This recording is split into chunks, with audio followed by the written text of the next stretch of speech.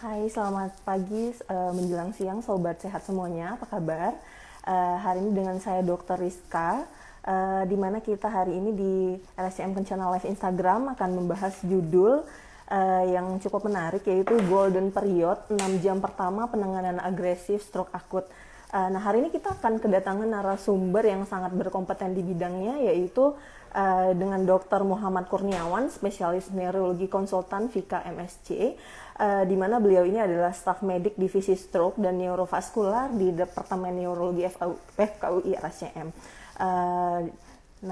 Jadi untuk sobat sehat semuanya, sambil kita menunggu narasumber kita, saya ingin menyampaikan dulu bahwa sobat sehat yang ingin mengirimkan nanti pertanyaan itu bisa dicantumkan di kolom komentar yang ada di bawah sini. Nah, kalau nanti sobat sehat ingin bertanya, silahkan langsung ditanyakan kepada Dr. Muhammad Kurniawan.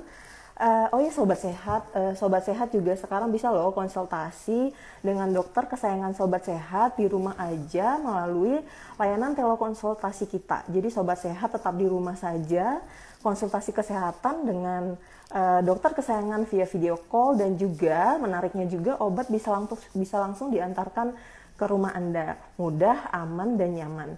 Gimana caranya? Bisa menghubungi WA Center RSCM Kencana di 0821 125 77929 atau bisa juga langsung ke call center 1500 135. Nah, buat sobat sehat juga yang ingin memeriksakan diri untuk screening COVID-19, apalagi di era normal, new normal seperti ini, penting banget nih. Jadi sobat sehat bisa screening di RSCM Kencana juga. Dan juga informasi lebih lanjut ini bisa didapatkan dengan menghubungi WA Center dan call center kita di nomor yang tadi ya.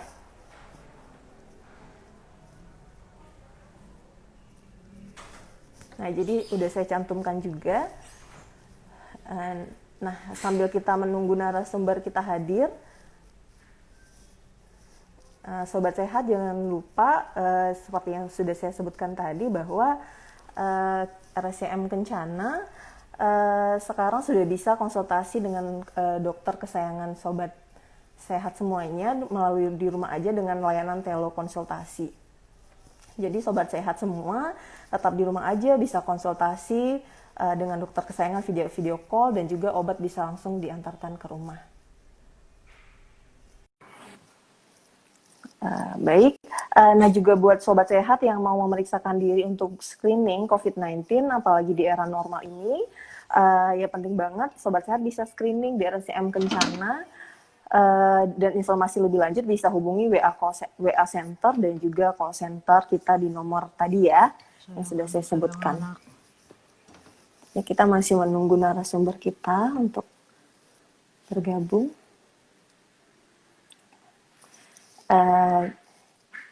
Sekali lagi saya mengingatkan, kalau sobat sehat mau konsultasi dengan dokter kesayangan sobat sehat bisa melalui layanan telekonsultasi kita. Jadi sobat sehat tetap di rumah saja, konsultasi kesehatan dengan dokter kesayangan via video call, dan obat juga diantarkan ke rumah. Nah, sepertinya sudah terhubung ya dengan Dr. Muhammad Kurniawan, spesialis neurologi konsultan Vika MSc. Jadi sedikit singkat saya ceritakan bahwa beliau ini adalah staf medik dari divisi stroke dan neurovaskular Departemen Neurologi FKUI RSCM, dan sekarang juga menjabat sebagai Ketua Perdosi Cabang Jakarta dan Sekretaris Jenderal Kolegium Neurologi Indonesia ataupun KNI. Selamat siang, Dok. Selamat siang, Dr. Rizka. Selamat siang, sobat sehat semua. Apa kabarnya, Dok? Sehat, Dok? Alhamdulillah, kabar baik, Dr. Rizka. Iya. Mudah-mudahan Dr. Rizka dan sobat sehat semua juga selalu sehat ya. Amin, terima kasih, Dok. Ya, izin Dok, saya tampilkan slide dokter ya, Dok. Oke, silakan, Dr. Rizka.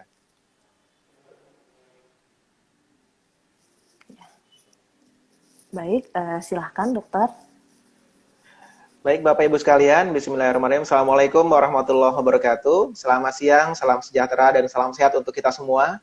Dr. Rizka dan sobat sehat yang ada di Indonesia, baik yang bergabung di live Instagram RSCM, maupun tentunya teman-teman yang lain yang mungkin nanti bisa mengakses juga via YouTube ya, mungkin nanti akan di-share juga via YouTube RSCM. Pada kesempatan ini saya berterima kasih sekali kepada RSCM Kencana yang telah memberikan kesempatan kepada kita untuk sama-sama sharing informasi dan kemudian berdiskusi. Dan topik yang akan kita angkat adalah topik mengenai stroke, mengingat bulan ini adalah dikenal sebagai bulan stroke sedunia, di mana pada tanggal 29 Oktober ini menjadi Hari Stroke Sedunia yang diperingati setiap tahunnya secara global, tidak hanya di Indonesia tetapi juga di luar negeri. Sobat Sehat sekalian, pada pagi ini kita akan berdiskusi mengenai golden period pengobatan stroke. Kita akan berfokus pada 6 jam pertama. Ya, 6 jam pertama ini merupakan waktu yang sangat penting, waktu yang sangat krusial untuk penanganan stroke akut. Baik, Dr. Rizka bisa di-share mungkin slide-nya. Sobat Sehat, kenapa kita selalu berbicara dan tidak bosan-bosan mengingatkan mengenai masalah stroke ini? Karena stroke ini adalah masalah kesehatan tidak hanya di negeri kita, tetapi juga masalah kesehatan global. Setiap tahunnya ada jutaan orang yang terkena serangan stroke ya di dunia, dan ini juga mengakibatkan angka kematian yang cukup tinggi. Jadi hampir sepertiga dari penderita stroke itu biasanya akan berujung pada kematian.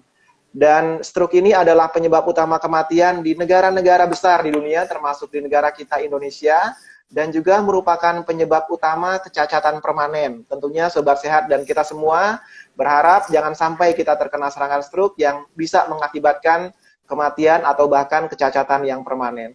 Dan diperkirakan Sobat Sehat sekalian, kejadian stroke ini akan meningkat 2 kali lipat dalam 30 tahun ke depan seiring dengan meningkatnya angka harapan hidup di dunia termasuk di negeri kita.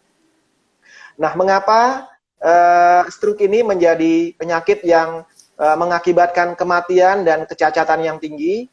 Kalau kita lihat di sini Sobat Sehat, ketika terjadi stroke maka akan ada sumbatan pada pembuluh darah di otak kita. Dan ketika 5 menit saja pembuluh darah di otak kita tersumbat, ini akan mengakibatkan terjadinya iskemia yang berujung pada kematian atau kerusakan sel saraf, ya, kerusakan sel otak kita. Karena itu di dunia kita kenal jargon time is brain, waktu adalah otak. Kalau kita lihat gambar yang sebelah kiri, Sobat Sehat, kita lihat di sini yang paling kiri ketika terjadi serangan stroke maka ada titik hitam, ya. Titik hitam itu adalah area yang sudah mengalami kematian akibat sumbatan yang memang terjadi di lokasi tersebut. Namun demikian di sekitarnya ada area yang abu-abu, itu dikenal sebagai area penumbra, ya, kalau dalam istilah medisnya. Ini adalah area di mana daerah otak ini berfungsi, daerah otak ini berpotensi untuk mengalami kerusakan yang permanen, tetapi juga dia berpotensi untuk kembali normal, asalkan kita bergerak cepat, ya. Kalau kita lihat keterlambatan kita dalam 1 detik saja dalam menangani stroke ini akan mengakibatkan kematian neuron yang cukup banyak. Neuron ini adalah sel otak, ya. Ada 32.000 sel otak yang akan mengalami kematian, ya. Dan ini juga disertai dengan kerusakan pada sinaps dan kemudian kerusakan pada selubung mielin pada sistem saraf di otak kita. Kalau kita terlambat 1 menit saja akan ada kerusakan 1,9 juta sel saraf atau sel otak. Kemudian kalau kita telat 1 jam akan ada 120 juta sel otak yang mengalami kematian. Dan bahkan kalau seandainya stroke-nya sudah komplit, kita terlambat, dan stroke yang komplit ini umumnya dikatakan dalam 6 jam. Jadi kalau 6 jam saja kita terlambat, maka artinya stroke-nya sudah komplit. Dan ketika komplit akan ada 1,2 miliar sel otak, sel neuron kita yang akan mengalami kerusakan permanen, ya. Dan ini berakibat buruk bagi otak kita dan juga bagi tubuh kita. Dan kerusakan ini tidak hanya memicu kerusakan di otak, tetapi kerusakan di seluruh tubuh, termasuk terjadinya premature aging, ya, atau penuaan dini. Nah, penuaan dini, Sobat Sehat, yang terjadi pada pasien stroke yang komplit, ini bahkan bisa menua 36 tahun daripada usia biologis yang sebenarnya, ya. Karena itu sekali lagi perlu kita ingat prinsipnya time loss is brain loss. Kalau kita kehilangan waktu, semakin lambat stroke ini diobati, ditangani, maka semakin besar peluang terjadinya kerusakan permanen di otak kita, dan ini bisa ujungnya 2, ya. Ujungnya bisa kematian, atau kalau memang selamat bisa cacat permanen, ya, kalau kita terlambat. Karena itu sekali lagi penanganan yang cepat dan tepat ini menjadi sangat penting, ya, Sobat Sehat sekalian. Slide berikut, Dr. Rizka. Ya, kita share. Slide berikutnya. Nah, ini adalah Bapak Ibu sekalian, Sobat Sehat, organized stroke care atau tata laksana stroke yang terorganisasi. Ini memang harus dimulai sejak awal. ya, dan secepat mungkin. Tujuannya apa? Tujuannya adalah untuk mengurangi mortalitas atau kematian. Kemudian mengurangi kecacatan yang mengakibatkan disabilitas, ya.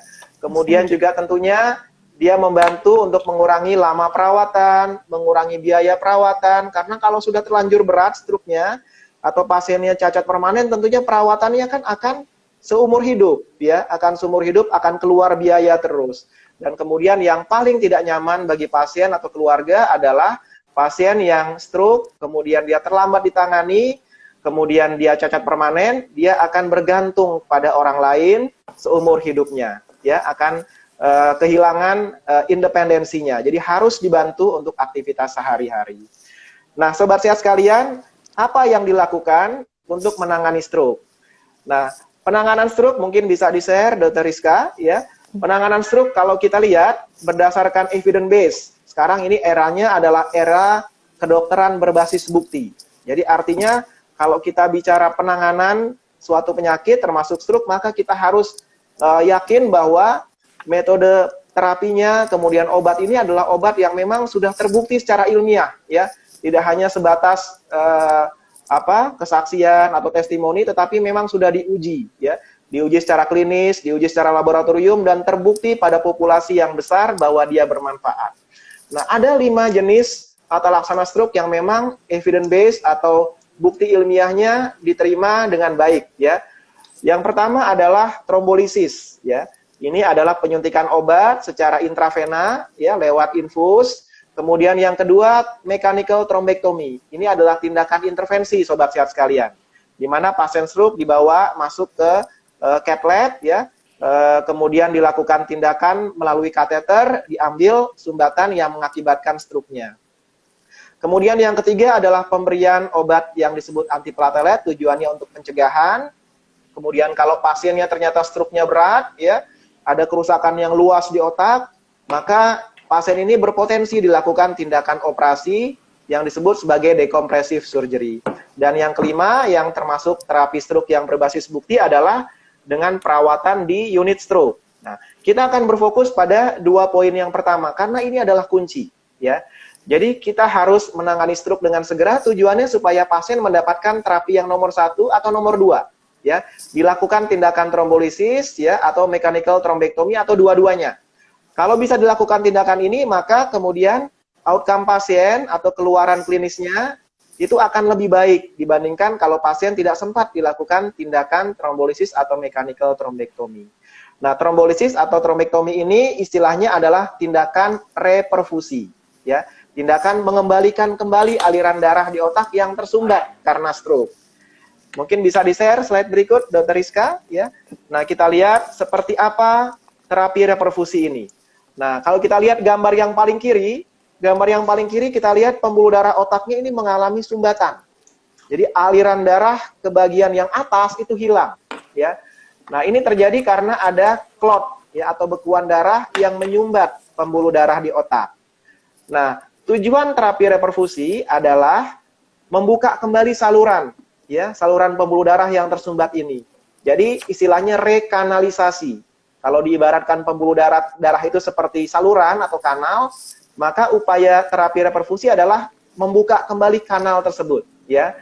Jadi terapi rekanalisasi, nah tujuannya membuka pembuluh darah yang tersumbat. Kita lihat gambar yang sebelahnya, itu kalau dia sudah kebuka, alirannya akan kembali bagus, dan aliran yang bagus ini akan menyelamatkan jaringan otak di daerah tersebut, ya. Kalau dia nggak kebuka, maka jaringan otak di ujung, ya, atau di bagian setelah pembuluh darah yang tersumbat itu akan mengalami kerusakan atau kematian yang permanen. Nah, bagaimana tindakan reperfusi dilakukan? Pilihannya bisa dengan pemberian obat, ya, yang disebut trombolisis, ya, intravena. Ini obatnya diberikan dalam bentuk infus, jadi disuntik, kemudian diberikan dalam bentuk infus. Tapi obat ini harus diberikan dalam waktu kurang dari 4,5 jam, sobat sehat. Artinya begini, kalau pasien stroke, ya, ketahuan dia stroke jam 12 siang, ya, pertama kali gejala stroke yang muncul jam 12 siang, maka paling tidak jam 4:30 sore, itu obat ini harus sudah masuk, ya. Jadi pasien harus dibawa ke rumah sakit. Nah, kalau memang sudah lebih dari jam 4:30 sore, ya, jam 16.30, maka nggak boleh lagi diberikan terapi trombolisis intravena. Manfaatnya akan berkurang. Nah, yang paling bagus adalah dilakukan pemberian trombolisis yang intraarteri atau trombektomi mekanik. Nah, 2 poin yang bawah ini tindakannya nggak sederhana. Ya, kalau yang paling atas, intravenous trombolisis, itu pemberiannya bisa di IGD, dipasang infus, dimasukkan obat. Tetapi kalau sudah lebih dari 4,5 jam, maka tindakannya harus dilakukan di ruang kateterisasi. Ya, dilakukan dengan kateter, obatnya disuntikan lewat kateter langsung ke pembuluh darah otak yang tersumbat, ya. Atau kita masukkan stent, ya. Kita masukkan stent, ya, ke dalam kateter, kateternya dimasukkan ke pembuluh darah otak dan kemudian ditarik sumbatan yang mengakibatkan pembuluh darahnya ini berhenti alirannya. Nah, kalau intraarterial trombolisis, pemberian lewat kateter, ini batas waktunya adalah 6 jam. Kalau tindakan yang pakai stent, itu batas waktunya adalah 6 sampai 24 jam. Jadi idealnya 6 jam, ya. Tapi kalau memang pasiennya kita lakukan pemeriksaan imaging yang canggih, ya, ternyata jaringan otaknya masih ada yang bisa diselamatkan, itu masih bisa diperpanjang sampai 24 jam, ya. Nah, jadi sekali lagi tindakannya harus dikerjakan secara cepat. Kenapa harus cepat? Karena kalau sudah lebih dari golden period-nya, maka bisa dibilang pemberian tindakan atau obat tersebut berkurang manfaatnya. Dan bahkan risikonya yang akan bertambah. Risikonya apa, Sobat Sehat? Risikonya adalah otaknya malah bisa mengalami pendarahan. Jadi kalau sudah terlalu lama pembuluh darah tersumbat, pembuluh darah tersebut akan rapuh. Kalau kita utak-atik, ya, misalkan pasiennya ternyata struknya sudah 1 hari yang lalu, kemudian dia minta diberikan trombolisis. Nah, kemudian dokternya memberikan trombolisis, maka resiko pembuluh darahnya pecah itu sangat besar, ya. Nah, kalau sudah pecah, maka struknya akan semakin berat. Dan bahkan bisa jadi pasiennya akan mengalami penurunan klinis, ya, penurunan gejala yang berat, harus masuk ICU, atau bahkan bisa menyebabkan kematian. Ya. Slide berikut, Dr. Rizka, kita lihat sama-sama. Ya, jadi sekali lagi, waktu ini amat penting. Ya. Waktu sangat menentukan benefit atau manfaat dari tindakan reperfusi, baik dengan trombolisis atau dengan tindakan trombektomi yang melalui kateter tadi. Kita lihat nih ada penelitian yang menunjukkan bahwa kalau tindakannya dikerjakan dalam waktu kurang dari 90 menit, maka number needed to treat atau NNT itu kecil. NNT itu artinya ini, Sobat Sehat. Artinya adalah semakin sedikit NNT, maka semakin besar, ya, kemungkinan obat itu akan memberikan kesembuhan bagi pasien. Jadi jumlah pasien yang dibutuhkan untuk obat tersebut mendapatkan manfaat itu cukup sedikit pasiennya, ya. Nah, sementara kalau dia semakin besar, maka efikasinya bisa dikatakan berkurang.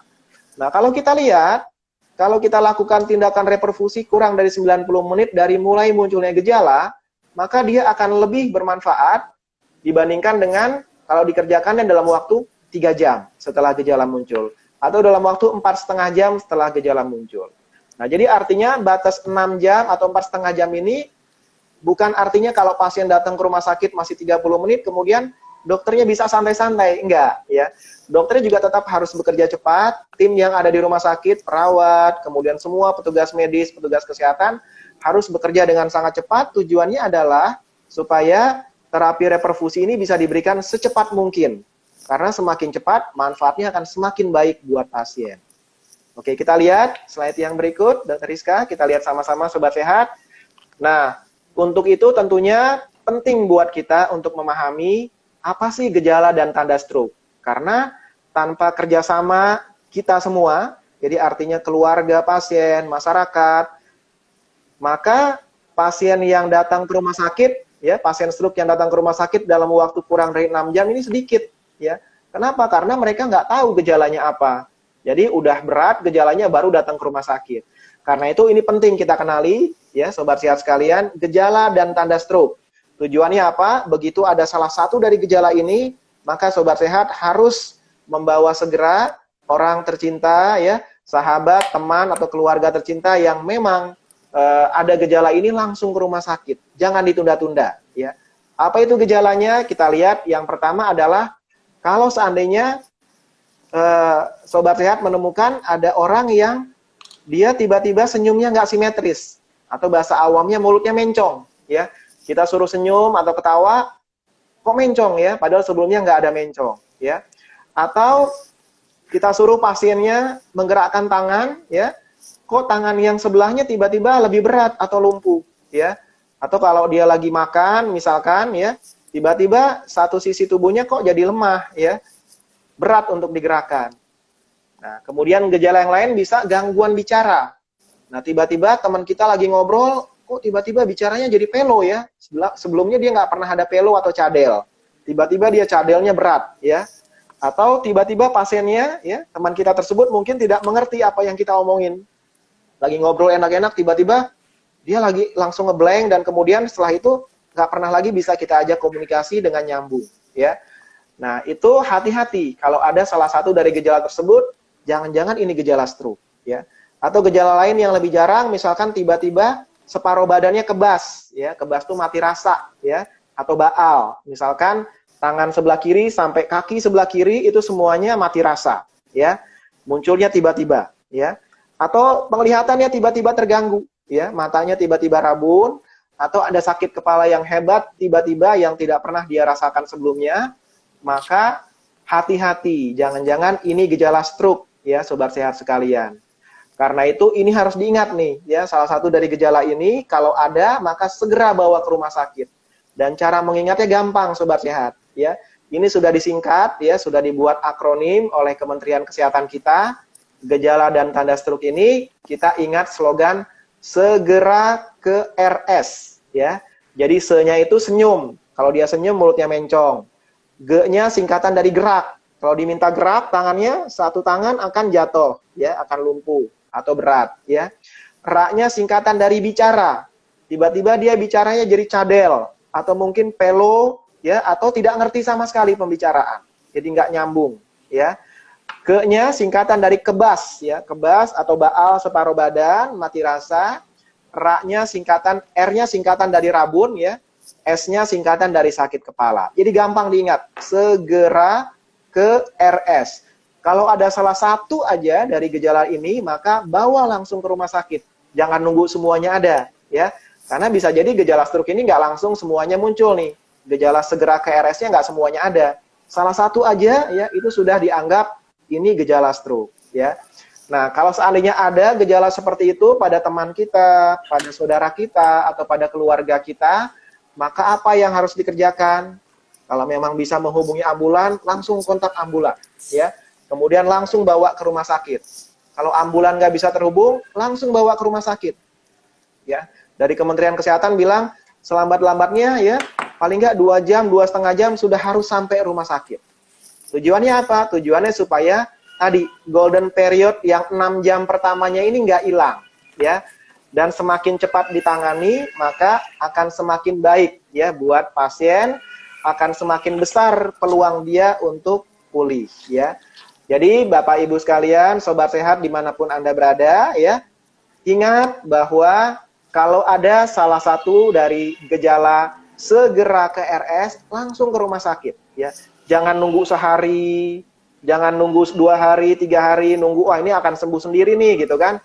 Jangan, ya, meskipun gejalanya ringan, misalkan cuma kebas-kebas aja separuh badan, gitu ya, dia masih bisa jalan, masih bisa kerja, jangan ditunda. Karena bisa jadi gejala ini akan memberat, ya. Kalau sudah memberat, terlambat karena golden periodnya sudah lewat dari 6 jam, ya. Baik, kita lihat slide berikut, ya. Sobat sehat sekalian, kalau ada pasien, ya, keluarga, kerabat kita, teman kita yang punya gejala tadi, maka bisa dibawa ke rumah sakit dan salah satu pilihan yang paling tepat untuk dibawa adalah ke RSCM, ya. Di RSCM, termasuk di RSCM Kencana, kita sudah menangani ratusan kasus stroke akut, ya, yang dia datang cepat, ya, golden periodnya masih ada, dan kita bisa mengerjakan dengan cepat, ya. Kita punya fasilitas IGD, ya, baik di IGD RSCM Pusat maupun RSCM Kencana, ya. Kemudian kita punya fasilitas pemeriksaan penunjang yang lengkap, ada CT scan, ada MRI dengan software yang canggih, ya, software yang bisa menentukan ini sudah berapa luas jaringan otak yang rusak karena stroke-nya. Kemudian kita juga punya fasilitas, ada cath lab, kalau memang pasiennya harus dilakukan tindakan kateter, ya, dengan trombektomi atau trombolisis intraarteri ada juga available ya, tersedia dalam 24 jam ya, 24 jam selalu bisa operasional cath lab kita. Kita bisa mengerjakan kateterisasi pada pasien stroke akut anytime ya.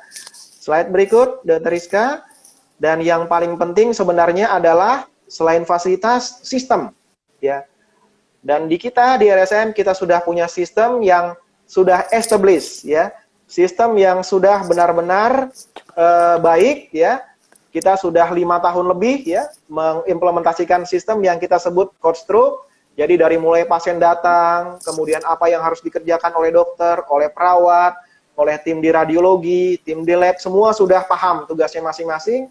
Dan bahkan kalau di luar negeri ya, American Stroke Association menganjurkan dari mulai pasien stroke nyampe ke pintu rumah sakit, sampai kemudian dilakukan tindakan trombolisis, itu disarankan dalam waktu 60 menit sudah selesai semua, ya, dari diperiksa, CT scan, lab, ya, siapin obat sampai disuntik, disarankan 60 menit, kita di RSM bisa mengerjakan dalam waktu 30 menit, ya.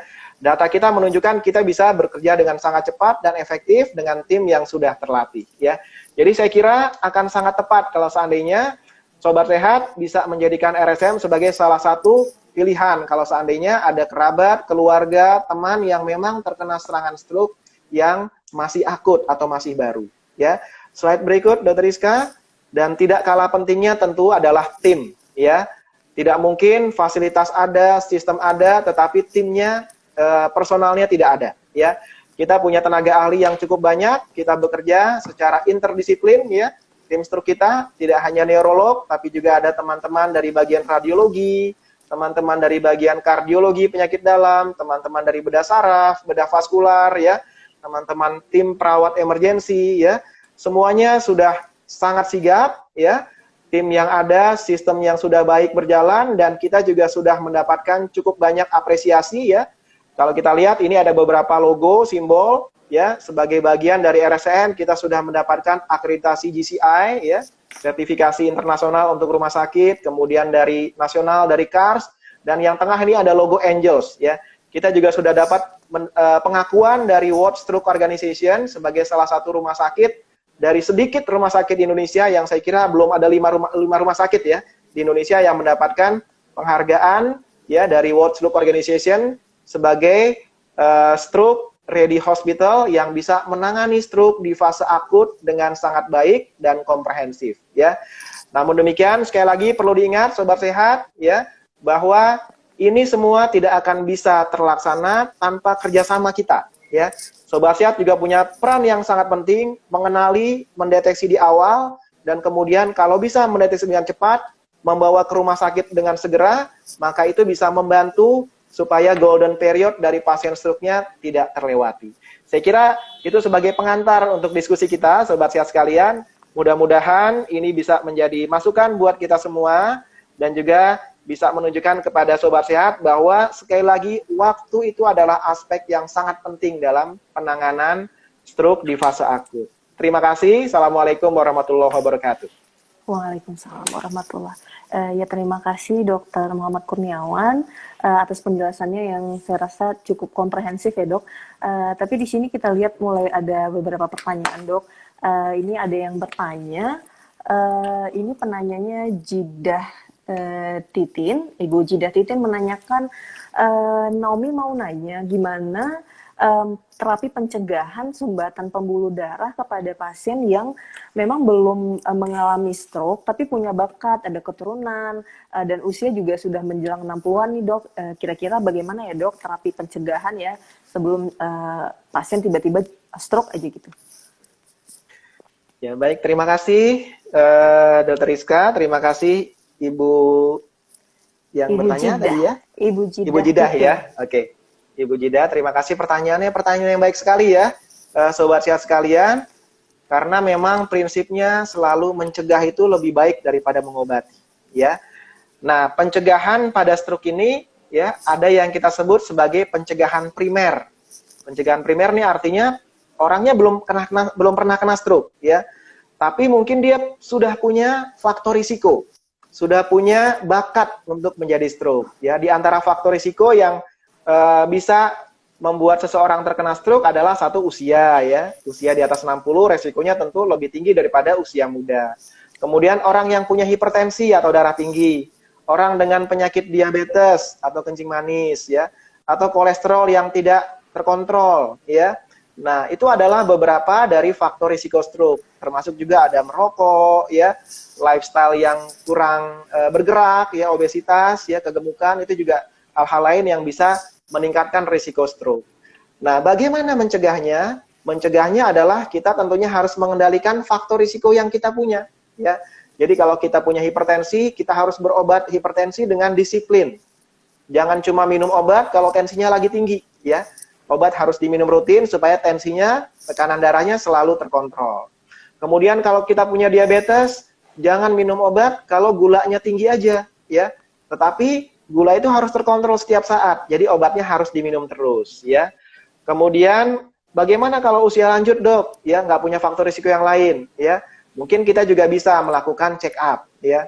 Nah, sebenarnya ada satu pemeriksaan, ya, ada pemeriksaan screening, ya, yang bahkan dianjurkan, ya. Kalau seseorang ini punya 2 faktor risiko atau lebih, ya. Misalkan gini, ada orang usia sudah 65 tahun, ya. Dia punya hipertensi, jadi faktor risikonya 2 nih, ya. Atau orang umurnya masih 40 tahun sih, tapi dia punya diabetes, dia ngerokok, ya. Itu kan 2 faktor risiko.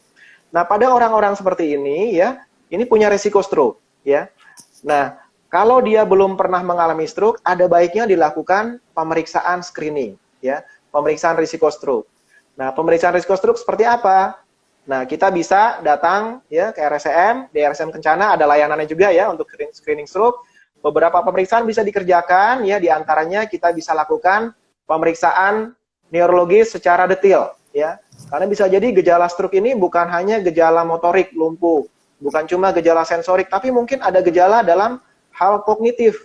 Memorinya agak sedikit terganggu ya, konsentrasinya atau atensinya terganggu, itu bisa jadi bagian dari gejala gangguan pada pembuluh darah di otak. Atau ada pemeriksaan lain yang bisa kita kerjakan dengan USG, ya, dengan ultrasonografi karotis, ya. Jadi kita bisa lakukan pemeriksaan pembuluh darah otak dengan USG, tidak invasif, tidak sakit, ya. Dengan alat USG, kita USG pembuluh darah di leher, ya, kemudian pembuluh darah di otak, kita lihat apakah ada plak, ya. Plak itu apakah ada gumpalan lemak yang menyebabkan pembuluh darahnya menjadi menyempit. Ya, apakah pembuluh darahnya alirannya terganggu atau tidak? Kita cukup sering mendapatkan pasien yang dia tidak pernah kena stroke, ya, tapi karena dia ingin dilakukan pemeriksaan, mengingat dia punya faktor risiko, ternyata kita ketemu pembuluh darah leher yang menuju ke otak itu menyempit. Penyempitannya 50% atau bahkan 70%. Nah, pada kasus-kasus tersebut kita bisa lakukan intervensi lebih lanjut selain obat. Misalkan bisa kita lakukan pemasangan stent ya di daerah karotis supaya alirannya lancar ke otak, ya. Nah, jadi sekali lagi, prinsip mencegah lebih baik daripada mengobati ini penting, ya. Kita kontrol faktor risiko kita. Kalau memang punya 2 atau lebih faktor risiko, sebaiknya lakukan screening, ya. Salah satu tempat pilihan adalah bisa dilakukan di RSCM Kencana, ya. Demikian, Dr. Rizka.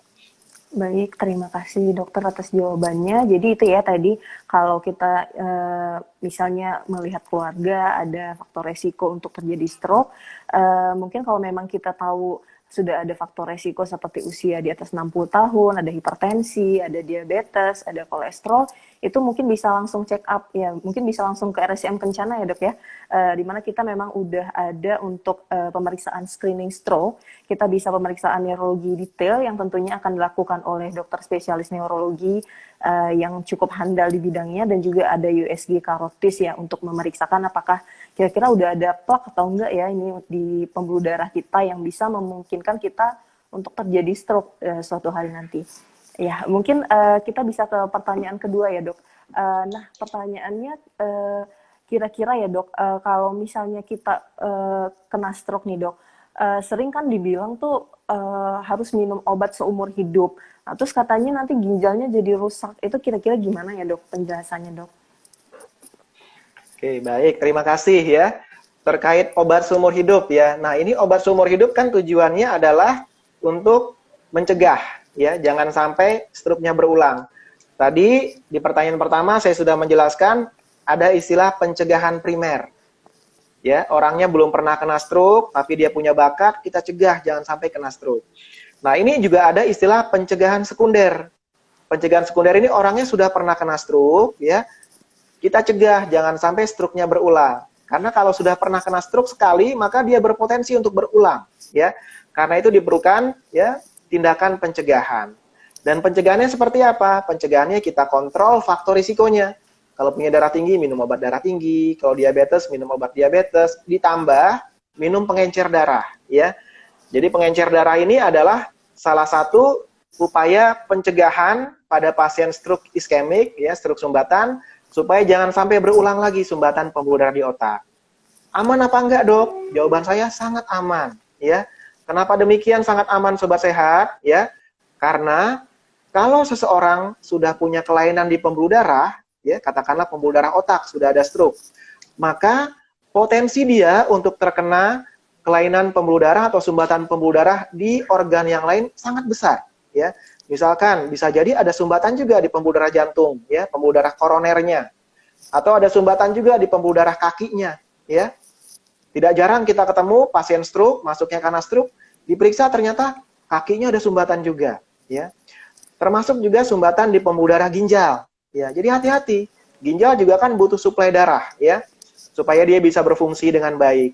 Nah, pada orang dengan gangguan pembuluh darah, ya, ketemu ada sumbatan di otak, jangan-jangan pembuluh darah ginjalnya juga terganggu, ya. Nah, karena itu obat yang dilakukan, ya, pengobatan yang dilakukan dengan kontrol faktor risiko dan pengencer darah ini sebenarnya obatnya juga memperbaiki gangguan pembuluh darah di tempat lain selain di otak. Jadi kalau memang ginjalnya juga pembuluh darahnya sudah agak-agak terganggu, ada plak, itu juga dicegah perburukan klinisnya dengan tadi, ya, obat-obatan antihipertensi, obat diabetes, kemudian obat pengencer darah, ya. Jadi aman justru. Kalau kita tidak minum obat, nah kerusakan pembuluh darahnya akan semakin progresif, termasuk pembuluh darah di organ lain, ya, salah satunya adalah ginjal, ya. Ya, demikian mudah-mudahan bisa menjawab, ya. Jadi jangan khawatir. Obat yang diberikan oleh dokter adalah obat yang memang sudah memiliki bukti ilmiah yang baik, ya, tidak hanya dalam efikasi, dalam efektivitas, tetapi juga dalam hal safety, dalam hal keamanan, ya. Jadi insya Allah akan bermanfaat buat pasien yang mengkonsumsinya. Ya, terima kasih, Dr. Rizka. Iya, benar sekali. Iya, benar sekali ya, seperti penjelasan Dr. Muhammad Kurniawan ya, Dok, bahwa sebenarnya minum antihipertensi, minum pengencer darah, minum obat diabetes itu justru bukan merusak ginjal ya, Dok, malah melindungi kita untuk terutama seperti adanya stroke berulang, karena memang stroke ini adalah sebuah penyakit yang sering sekali berulang dan justru jika berulang itu bisa klinisnya ataupun gejalanya bisa lebih berat ya, Dok ya. Lalu betul sekali, Dr. Rizka. Pertanyaan yang juga sering ditanyakan, Dok. Nah, jadi supaya nggak stroke, ini kira-kira makannya gimana ya, Dok? Apakah harus ada yang dipantang? Apakah ada yang harus kita hindari supaya nggak jatuh ke stroke, Dok? Itu. Ya, jadi ini pertanyaan terkait lifestyle, ya. Jadi memang stroke ini seperti halnya penyakit kardiovaskular yang lain, penyakit jantung, ya. Ini adalah penyakit akibat gaya hidup, ya, lifestyle. Ya, nah salah satu gaya hidup yang agak susah untuk kita kontrol adalah pola makan, ya. Nah karena itu, ya, betul sekali bahwa mengatur pola makan atau memperbaiki pola makan ini tentunya akan bermanfaat juga, ya, baik bagi penyakit stroke, ya, untuk pencegahan stroke termasuk juga pencegahan penyakit pembuluh darah lain seperti jantung. Nah, beberapa rekomendasi terkait makanan, ya, atau terkait diet yang sehat. Di antaranya adalah kita mengurangi konsumsi garam, ya, mengurangi konsumsi natrium karena natrium ini bisa meningkatkan tekanan darah. Kemudian juga kita coba kurangin asupan gula, ya, asupan gula yang manis-manis, ya, itu juga coba kita kurangi, ya. Karena apa? Karena itu juga beresiko mengakibatkan terjadinya diabetes, ya. Kemudian juga yang penting, ya, kita perbanyak sayur dan buah karena dia mengandung mineral, ya, mengandung elektrolit yang baik, ya, bagi tubuh kita, ya, baik bagi fungsi-fungsi sel termasuk sel saraf, ya. Lalu hindari alkohol, ya, karena alkohol ini juga berhubungan dengan risiko terjadinya stroke. terutama stroke perdarahan ya, stroke hemoragik ya. Kemudian juga yang penting hindari rokok ya. Jadi kalau merokok ya sobat sehat, kalau masih ada yang merokok mohon ya pelan-pelan coba dikurangin, dan kalau memang bisa stop ya. Karena apa? Karena rokok ini dampaknya juga merusak bagi pembuluh darah, termasuk pembuluh darah otak, dan dia bisa meningkatkan risiko terjadinya stroke. Nah, pola makan yang sehat mungkin kalau kita bisa googling ya, sobat sehat, ini kan tentunya sangat up to date ya terkait informasi-informasi dari media sosial ya, termasuk dari internet. Itu ada jenis-jenis diet yang mungkin bisa dipertimbangkan ya, dan salah satu yang direkomendasikan oleh organisasi kesehatan dunia termasuk organisasi stroke sedunia adalah diet Mediterania ya. Diet Mediterania itu intinya adalah dia diet yang kaya akan protein ya, protein yang ikan ya, ikan-ikanan, kemudian kaya akan sayuran dan buah ya, dan dia mengurangi konsumsi karbohidrat dan lemak jenuh ya. Kolesterol juga dikurangi ya. Untuk detailnya mungkin kita bisa buka ya, kita bisa search, dan prinsip yang tadi saya ungkapkan ya, yang paling penting tadi kurangin natrium, kurangin konsumsi gula, kurangi konsumsi lemak yang jenuh ya, dan kemudian banyak makan sayur dan buah-buahan.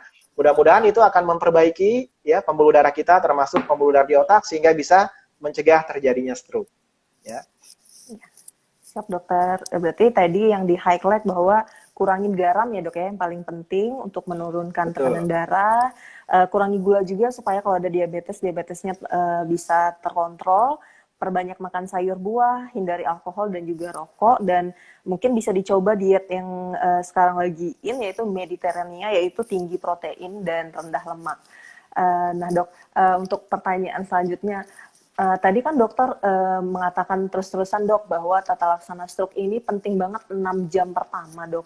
Nah pertanyaannya dok, kalau misalnya sudah ditata laksana dengan tepat di 6 jam pertama, kira-kira bakalan jadi cacat seumur hidup nggak ya dok? Kayak kita lihat kan kalau pasien stroke ujung-ujungnya pakai kursi roda gitu. Apakah mungkin 6 jam pertama di tata laksana ini bisa merubah segalanya gitu dok, atau bisa merubah ya ke arah masa depan yang lebih baik gitu dok? Ya, terima kasih Dokter Rizka. Jadi ini pertanyaan terkait apakah kalau dilakukan tindakan dalam 6 jam pertama hasilnya pasti akan baik buat pasien ya. Nah, kalau kita bicara ya apakah pasti atau tidak, tentunya tidak ada 100% yang pasti ya. Tidak ada 100% jaminan bahwa kalau dibawa dalam 6 jam pertama pasti pasiennya akan sembuh total ya. Tetapi kalau kita lihat data ya, baik data penelitian di luar negeri, data dari pelayanan yang diberikan di luar maupun di kita sendiri ya. Kalau kita lakukan tindakan ya dan pasien sempat mendapatkan tindakan reperfusi ya dalam 6 jam pertama, maka peluang dia, kemungkinan dia akan mengalami pulih yang total ya, itu akan jauh lebih besar ya dibandingkan pasien yang tidak sempat ditangani di 6 jam pertama ya.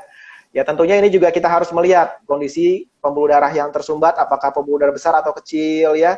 Kemudian apakah pada pasien punya penyakit yang lain, kadang-kadang pasien stroke-nya ternyata punya ginjal juga, punya problem di liver. Nah tentunya penyulit-penyulit seperti ini ya mempengaruhi juga ya hasil dari tata laksana yang dikerjakan. Tetapi secara umum ya, dan bahkan sudah masuk dalam guideline ya atau panduan internasional, termasuk panduan di negeri kita sendiri di Indonesia. Kalau seandainya kita bisa memanfaatkan 6 jam awal ini, maka chance untuk pulih total ya itu akan jauh lebih besar dibandingkan untuk pasien-pasien yang tidak dilakukan tindakan reperfusi dalam 6 jam pertama ya. Iya, siap dokter. Berarti memang tidak ada janji yang pasti, tapi memang kita usahakan ya dok ya, kalau 6 jam period itu bisa ditangani, maka besar kemungkinan kecacatannya bisa lebih rendah dibandingkan tidak ditata laksana dengan cepat ya dok ya. Ya, betul sekali. Dan bahkan ada data yang membandingkan ya antara tindakan reperfusi pada stroke dengan reperfusi pada jantung. Ya, itu ternyata benefit atau efficacy dari obat yang diberikan ya pada pasien stroke itu kalau diberikan pada pasien jantung itu lebih bagus pada pasien stroke ya. Jadi artinya efficacy atau manfaat atau benefit yang bisa didapatkan itu nggak kalah kalau seandainya dibandingkan dengan pasien yang kena serangan jantung dan dalam waktu segera dilakukan tindakan reperfusi pada jantungnya. Ya, itu sudah ada penelitian yang membandingkan dua kondisi ini. Ya. Siap dokter. Nah dok, untuk pertanyaan terakhir nih dok, kalau misalnya nih kita ketemu keluarga kita atau siapapun di sekitar kita dalam keadaan tidak sadar, apakah itu sebenarnya serangan stroke atau bukan ya dok? Dan gimana caranya kita tahu kalau pasien nggak sadar, wah ini ternyata stroke, dan kita jadi buru-buru untuk membawa dalam 6 jam pertama dok? Sobat sehat sekalian, jadi memang salah satu gejala stroke yang berat adalah gangguan kesadaran, ya. Tetapi perlu diingat, gangguan kesadaran atau kesadaran yang menurun, ya, itu penyebabnya tidak hanya stroke, ya. Ada banyak kondisi lain yang bikin pasien nggak sadar, misalkan kekurangan gula, ya, hipoglikemi, atau kadar gulanya terlalu berlebihan, ya, atau gangguan pada fungsi ginjal, atau infeksi yang berat, ya. Nah, itu sebenarnya kondisi-kondisi yang berbahaya, ya. Semuanya kondisi yang berbahaya, sama bahayanya dengan kondisi stroke. Nah, jadi ada baiknya kalau memang pasiennya kita temukan atau keluarga kita, teman kita temukan tidak sadar, ya, kita upayakan untuk bangunkan, kita berikan rangsang nyeri, tidak bangun juga, langsung bawa ke rumah sakit. Tujuannya apa? Tujuannya memastikan ini penyebab nggak sadarnya apa? Apakah karena stroke atau karena kelainan di luar otak, ya. Nah, kalau seandainya bisa dilakukan penanganan segera, apakah dia karena stroke, apakah dia karena penyakit yang bukan stroke, kalau bisa dilakukan penanganan segera, tentu hasilnya akan lebih baik ketimbang kalau kita tunda-tunda, kita terlambat datang atau terlambat menangani pasien tersebut. Ya, jadi memang salah satu kemungkinannya bisa jadi pasien ini kena stroke. Ya, jadi harus tetap dibawa ke rumah sakit untuk kita pastikan, kita diagnostik sehingga kita bisa mendapatkan data, ya, diagnosis yang lebih akurat. Baik dokter, berarti kalau kita ketemu pasien dalam keadaan tidak sadar, yang baik itu keluarga kita atau siapapun, dibawa dulu aja ya dok ya ke rumah sakit, nanti biar dokter saja di rumah sakit yang memang lebih berkompeten yang akan mendiagnosisnya ya dok ya.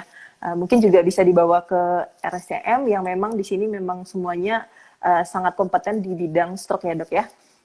Mungkin kita sudah hampir di puncak acara ya dok ya. Mungkin izin saya untuk minta closing untuk kesimpulan ya dok dari Dr. Muhammad Kurniawan dok, untuk terkait tema kita hari ini yaitu golden period 6 jam pertama penanganan stroke akut dok, yang mungkin ingin disampaikan dok.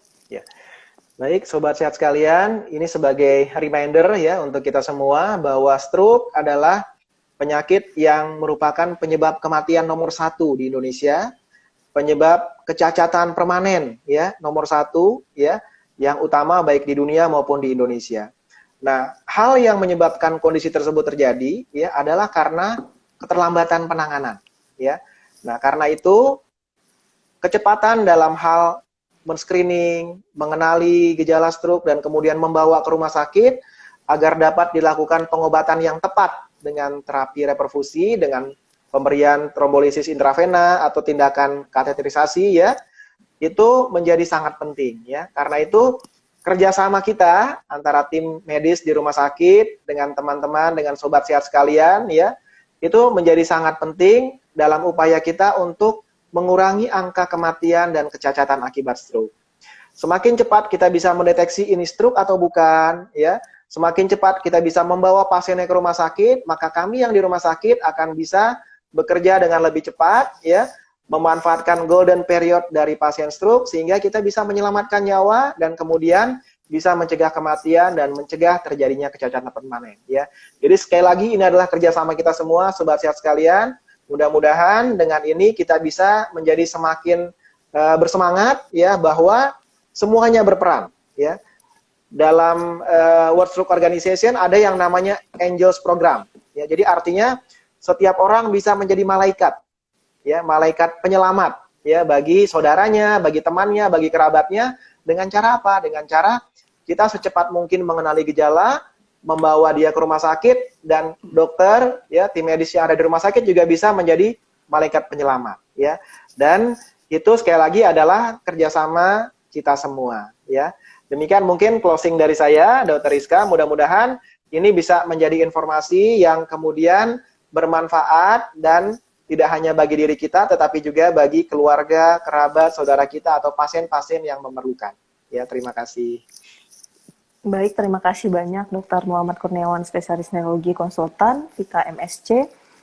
Jadi pada hari ini kita sudah membahas cukup menarik ya tentang golden period 6 jam pertama penanganan agresif stroke akut, dan tadi sudah sangat banyak pengetahuan dari Dr. Muhammad Kurniawan, dan yang harus kita highlight tadi yang segera ke RS ya. Jadi jika ada masalah dengan senyum, tidak simetris, G-nya gerakan, ada kelumpuhan tubuh sebelah badan, R-nya bicara, misalnya bicara pelo, K-nya itu kebas, R-nya rabun, dan S-nya sakit kepala. Jadi kalau memang sobat sehat semua tiba-tiba melihat keluarga ataupun kerabat kita yang ada gejala seperti ini, wah langsung cepet-cepet nih mikir, jangan-jangan nih stroke, langsung dibawa ke rumah sakit. Mungkin yang bisa langsung dibawa ke RCM Kencana. Iya, sobat sehat semuanya, saya ingin sekali lagi mengatakan bahwa Kencana ini sekarang adalah zona hijau, jadi kita bisa datang langsung ke Kencana dengan menerapkan protokol kesehatan dari pemerintah. Bila sobat sehat tidak bisa datang langsung, kita bisa melayani telekonsultasi dengan menghubungi WA Center di 0821 1257 7929. Kencana melayani pemeriksaan COVID-19 berupa swab PCR dan rapid test dengan menghubungi WA yang sama, yaitu 0721 1257 7929. Saya ucapkan terima kasih banyak kepada Dr. Muhammad Kurniawan, spesialis neurologi konsultan, Dok. Ya, atas hari ini yang tema menarik sekali, Dok. Dan kita hari ini akan mengakhiri IG Live kita. Di akhir kata saya mengucapkan mohon maaf jika ada kesalahan kata, baik dari saya maupun dari narasumber. Dan terakhir untuk moto RSCM yaitu menolong, memberikan yang terbaik. RSCM Kencana melebihi harapan pelanggan. Terima kasih sobat sehat semuanya. Jumpa lagi di waktu yang lain. Terima kasih. Oke, terima kasih. Terima kasih, Salam Dok. sehat untuk kita semua. Ya.